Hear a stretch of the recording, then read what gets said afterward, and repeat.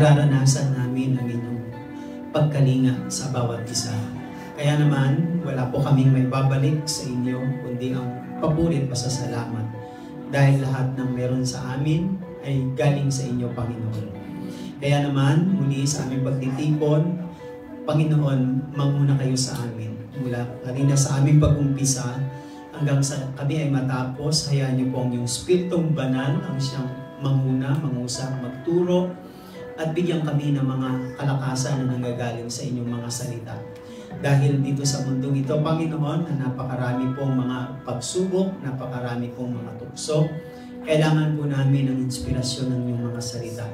Upang kami ay makasunod sa inyo, makalakad sa inyong katwiran, at mabuhay sa inyo. At wala pong nananalig nagtitiwala sa inyo, Panginoon, na inyo pong pinababayaan.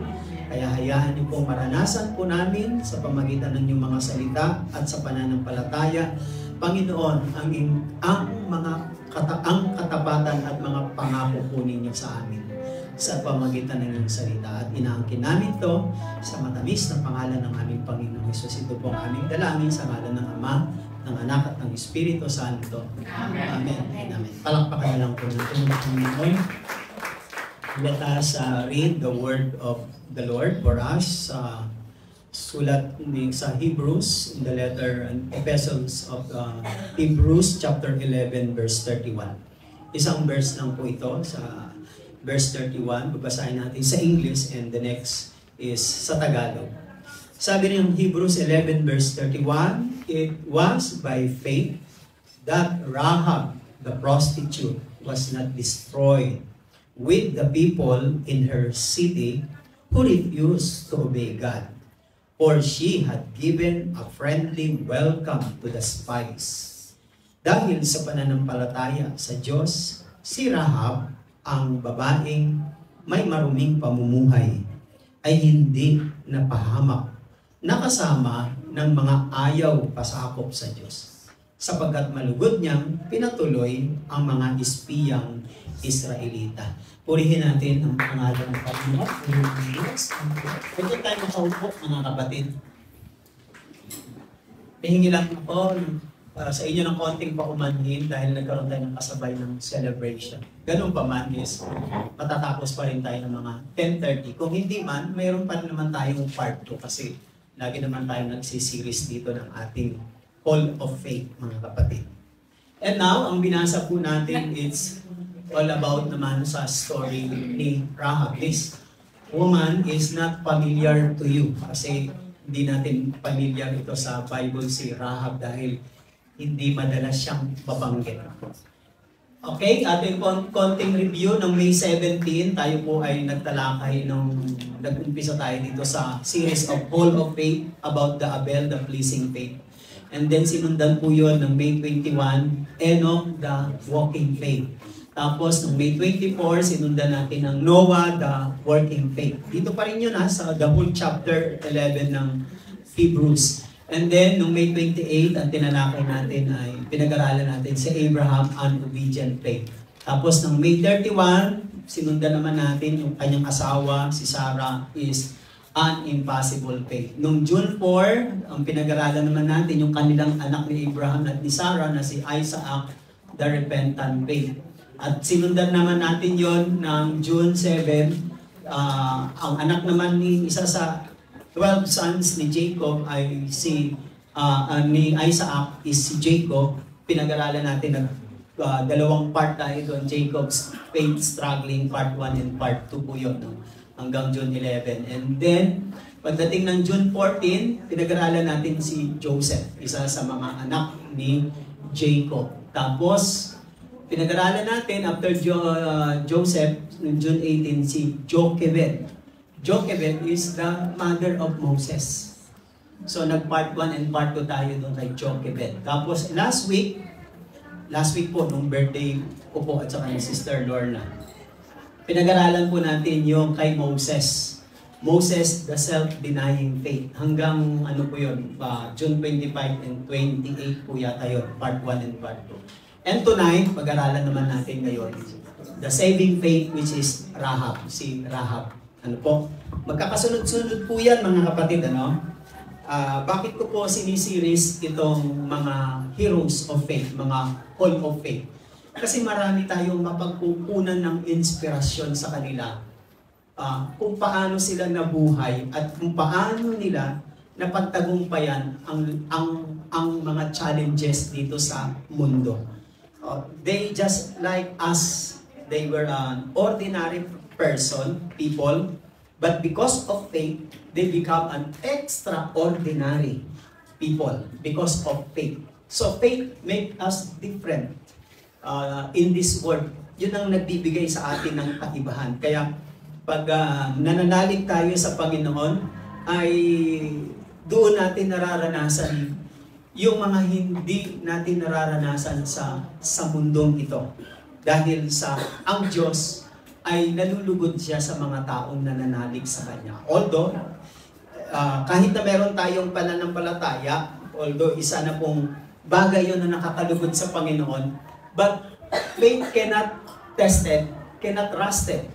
Hindi ka pwedeng pagkatiwalaan ng maraming blessing ng Diyos kung yung faith mo ay hindi masusubok. Just like us, di ba? Pag bumibili kayo ng appliances, di ba may mga testing, bibili kayo ng cellphone gadget, ite-test yun eh.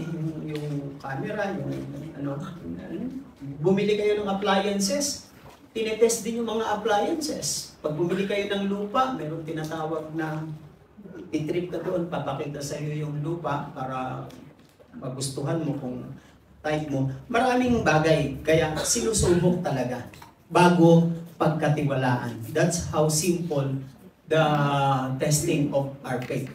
Just like us, itong mga taong ito na natala sa Bible, they were tested. Sinubok sila ng Panginoon sa kanilang pananampalataya.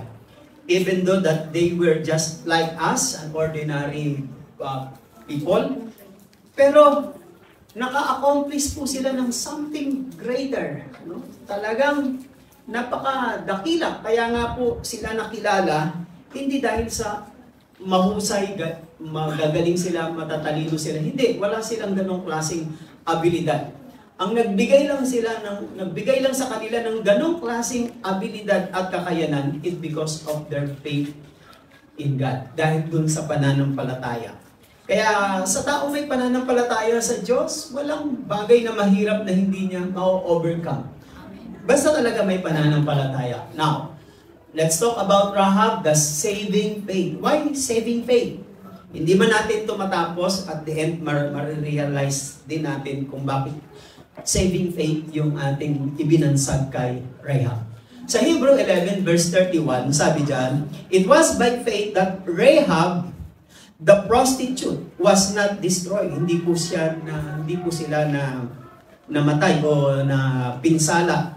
Kasama yung mga tao, with the people in her city, mga kasamahan niya, mga relatives niya, who refused to obey God.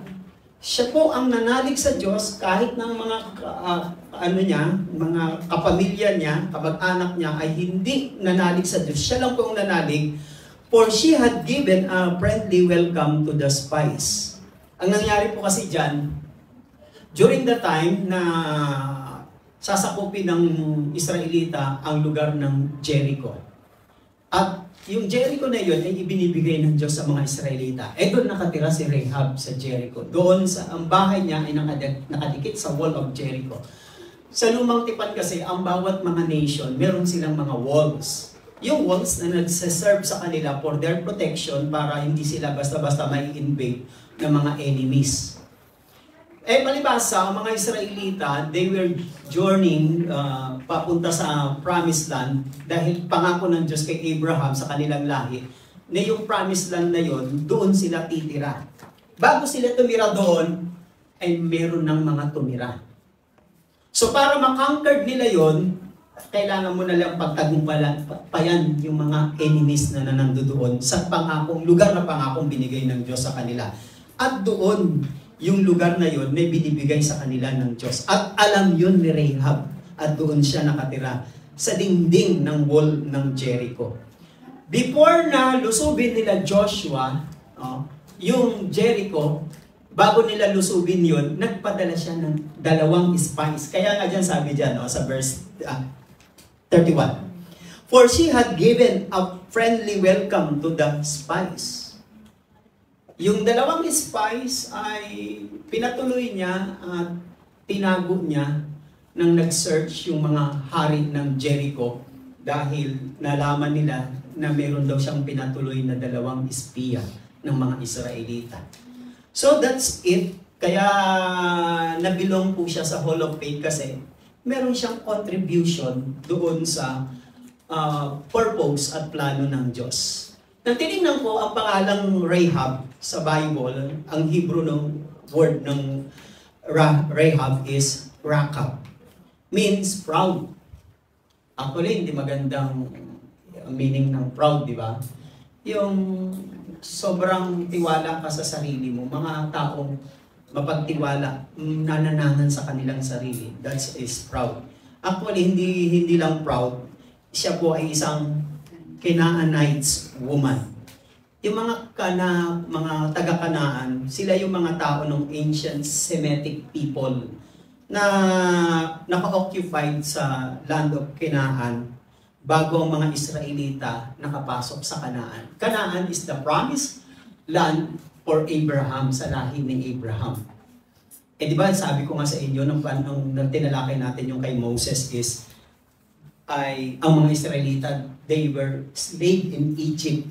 Pag alis nila sa Egypt, kailangan nila makabalik sa promised land na pinangako ng Diyos kay Abraham. Pagdating nila doon, may mga naka-occupied na.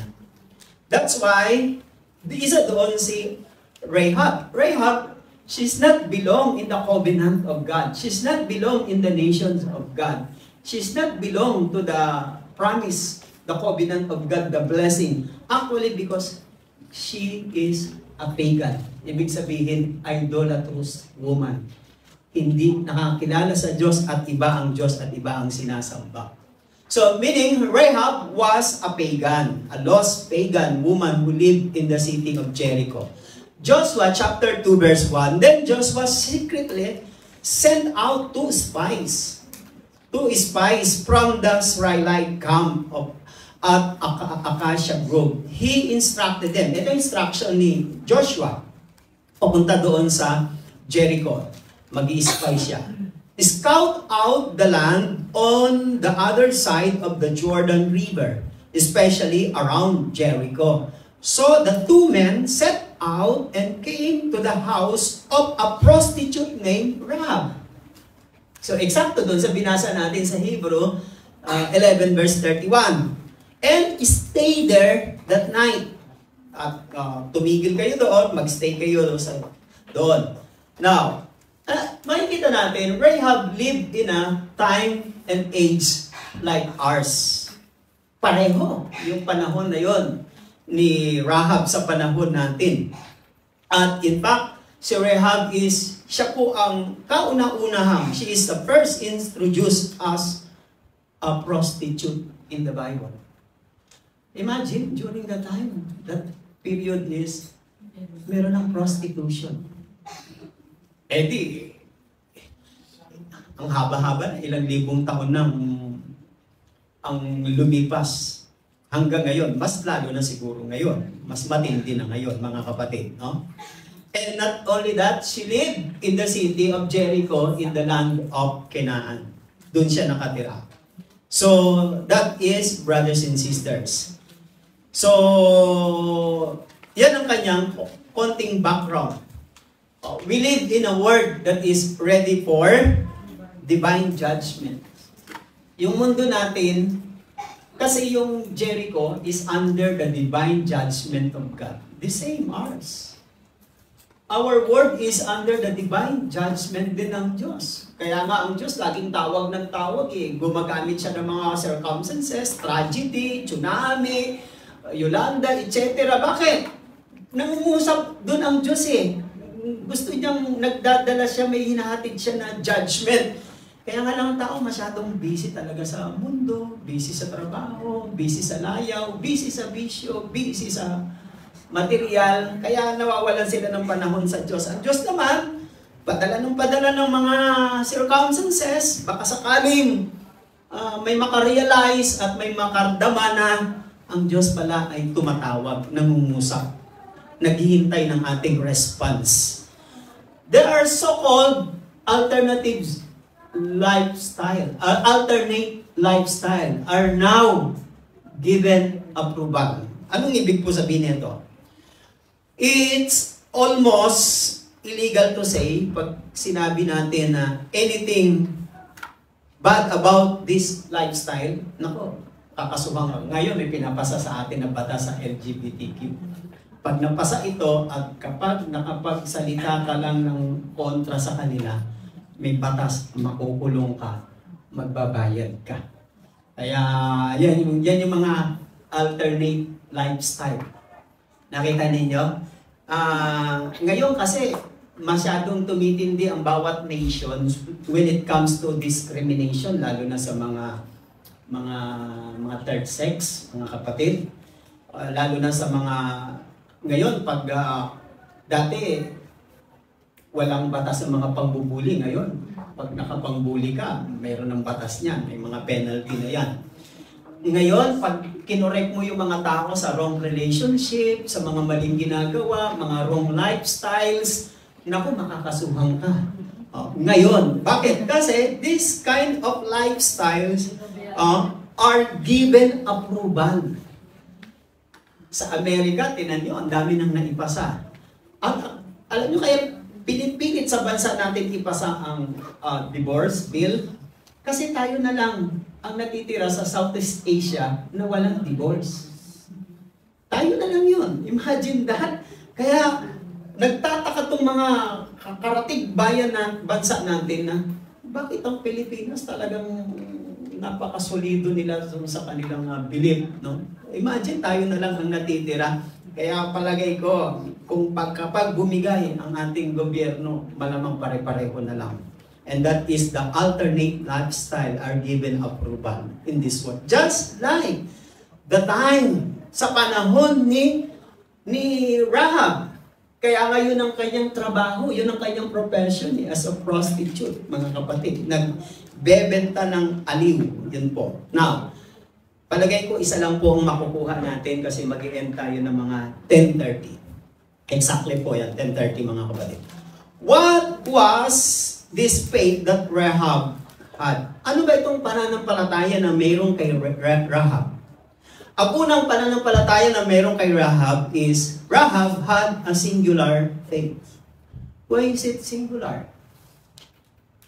Basahin natin ulit Hebrews 13 verse 11 verse 31. By faith, the prostitute, the harlot, Rahab, did not perish with those who did not believe when she had received the spies with peace. When she welcomed the spies, pinatuloy niya.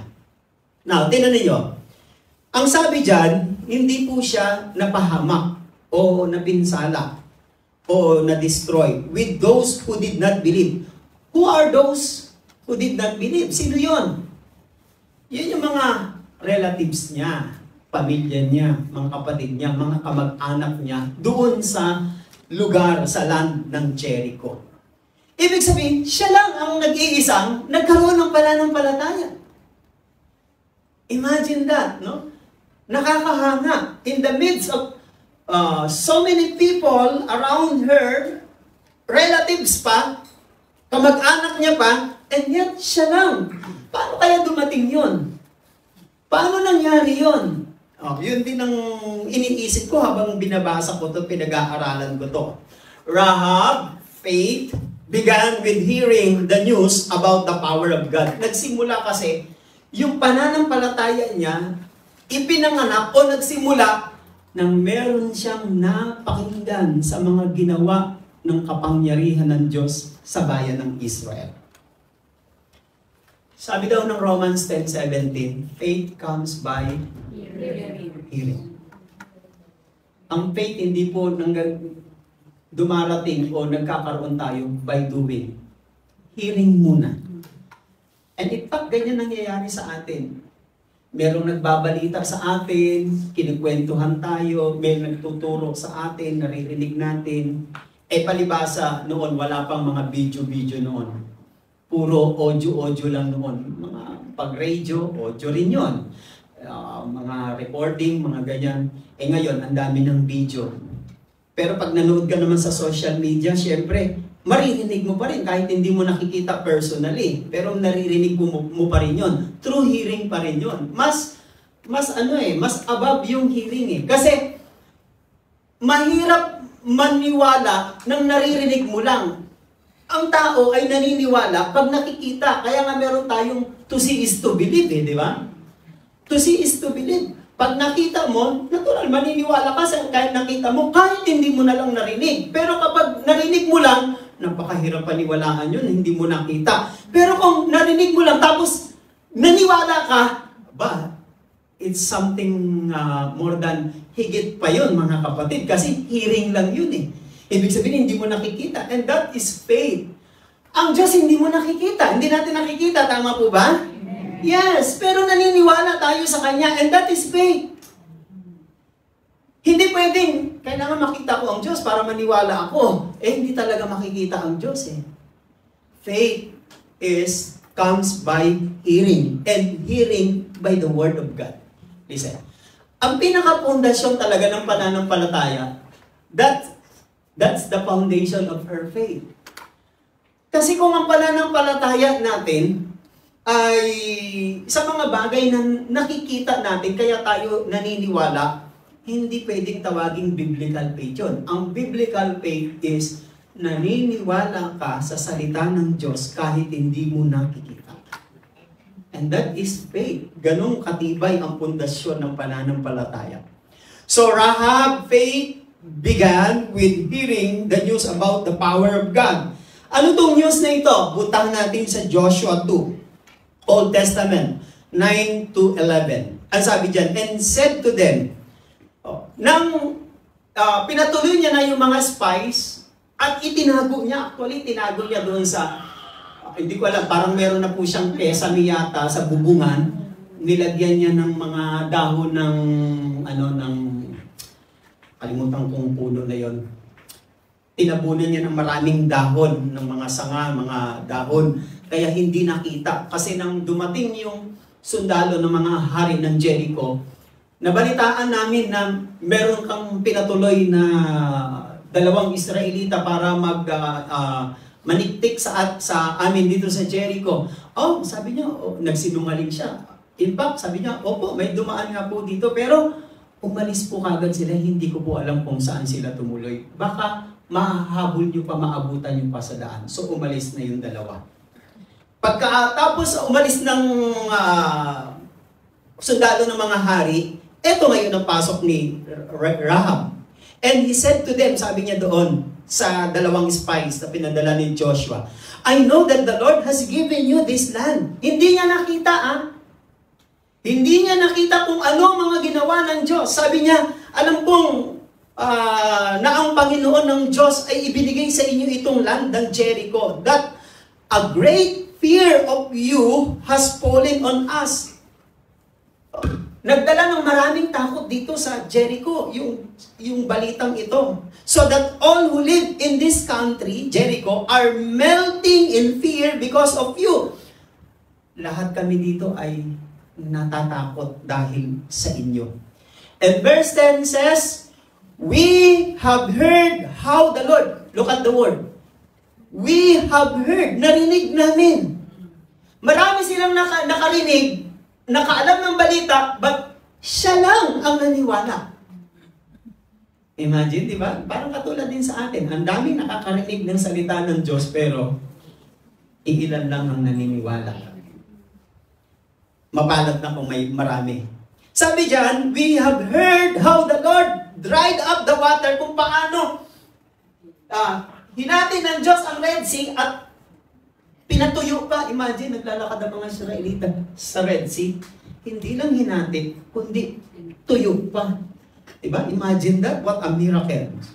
Then sabi gano'n, narinig namin kung paano hinati ng Diyos ang dagat na pula at pinatuyo niya yung lalakaran. Sabi diyan, and then you came out of Egypt, and what you did to Sihon and Og, yung mga hari na ito na dinaanan nila from Egypt. The two kings of Amorites east of the Jordan, whom you completely destroyed. Na inubos nyo lahat, nilupig nyo lahat. Verse 11 says, when we heard, another word, heard na naman, when we heard of it, our hearts melted in fear. Ang aming puso ay natakot kami. At everyone's courage failed because of you. Nawala ng mga lakas ang bawat isa na panghinaan. Because of you. For the Lord your God is God in heaven, above, on the earth, below. Ang inyong Diyos, makapangyarihan sa lahat ng bansa, sa langit at sa lupa. Narinig ni Rahab. Nang marinig niya, and then she began with hearing, and that was, at nagkaroon siya ng pananampalataya. Habang kinukwento niya ito, naririnig din ng kanyang magulang, ng kanyang mga kapatid, kanyang mga anak, at ng kanyang mga relatives. Pero siguro nakangangalang sila. Sabi na, sisiraan ang ulo siguro itong aming tiya, ang aming kapatid. Ganun siguro ang impression nila kay Rahab, mga kapatid. Rahab was raised by the Spirit of God. Listen, sa tuwing tayo nakakapakinig ng salita ng Diyos, doon nagsisimula yung faith natin. At yung faith natin ay susundan ng Espiritu ng Diyos. When there is the Word of God penetrates, because we hear the Word of God, it follows the Spirit of God. Kumikilos yun. Meron siyang ginagawa. At si Rahab, nang marinig niya yun, ang balita na yun, ang kapangyarihan, ang miracles ng Panginoon, Rahab was raised, binuhay ng Espiritu ng Diyos yung salita sa puso niya na napakinggan niya. Faith, Rahab's faith, her faith was planted within his soul, and within her soul. Itinanim. Kaya yung salita ng Diyos, hanggat hindi yan babaon sa puso natin at maitatanim, hindi yan bubunga at hindi yan lalago. Kaya maraming Kristiyanong nakapakinig minsan pero hindi lumago, hindi bumunga. Bakit?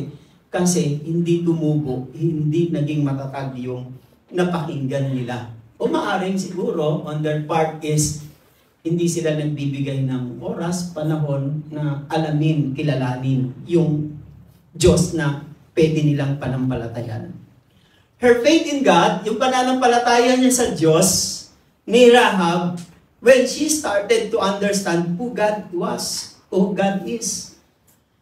Di ba tayo, pag nag-umpisa na nagkaroon ka na ng pananampalataya, nagkakaroon ka ng hunger. Gusto mong alamin, ano kaya itong El Shaddai na ito? Ano kaya, bakit kayang iingay nila? Bakit kaya nagpupuyat sila? Kami natutulog na sila, nag-iingay pa rin. Bakit ang sasaya ng mga ito? Bakit kami nakasimangot sila, nakangiti kahit walang pera? Yung mga gano'n. Nakakita ninyo? Diyan nagsimula yung faith ni Rahab, no? He began to dinidiscover niya And the same, he goes, and the same time, sinisikap niya talagang makilala kung sino ang Diyos ng mga Israelita. She accepted it not as the word of man. Yung narinig niya ay hindi tinatanggap niya na hindi lang ito galing sa tao, kundi galing sa Diyos. See? Listen. Lahat tayo pwedeng gamitin ng Diyos na instrumento. Pero naniniwala ka ba na yung ginagamit ng Diyos sa iyo na instrumento ay kung ano yung ginagawa ng Diyos sa taong hinihipo niya para tulungan ka, pagpalain ka, i-share sa iyo yung Word of God, yung mabuting balita para makilala mo, Panginoon. Pag naniniwala ka na hindi lang sa taong yun, kundi dahil sa Diyos na humihipo ng instrumento, ganung faith ni Rahab.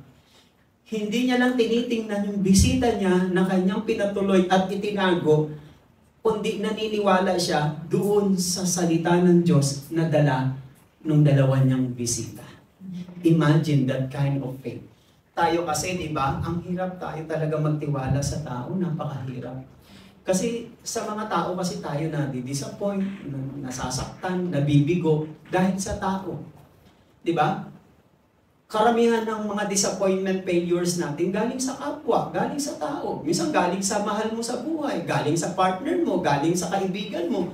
Doon tayo na nagkakaroon ng mga troubles.